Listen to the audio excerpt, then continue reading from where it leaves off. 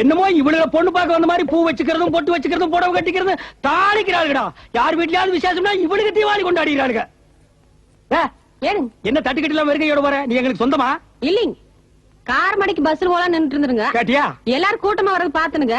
Count ரூட்ல விசேஷம்னு நம்மளும் போயிட்டு போலான்னு வந்துருங்க. கூட்டத்துல கோவிந்தா போலான்னு வந்தாக்க காரமடைக்கு பஸ்ஸுக்கு நின்னவ கனியூருக்கு பஸ்ஸுக்கு போறவெல்லாம் தீபாவளி கொண்டாடுறா. பார்க்க வந்த பொண்ணை பார்க்க முடியலையே.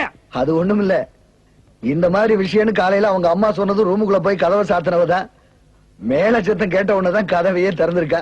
என்னதான் பேசி இருந்தாலும் பழகி இருந்தாலும் அந்தந்த காரியங்கள் வரும்போது அவங்களுக்கு கூச்சமும் வெக்கமும் வரத்தாங்க செய்யும். அதுதாங்க தமிழர் பண்பாடுங்கிறது. அது சரி, தேங்காய் கீழே வைய.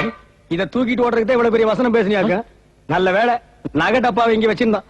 இல்லன்னா 4 அடியார் திருப்பூர் எல்லாம் பொழந்து கட்டிருப்பிய. பெருசு நீ என்னதான் சொந்தமா இருந்தாலும் கொஞ்சம் தள்ளி உட்காரு. இங்கே இருக்கிறாங்க. வேணாப்பா, கல்கண்டு தட்டல இருக்கு, நீ எச்சு ஊத்திடுவேன். மாப்பிள வெக்கங்களா?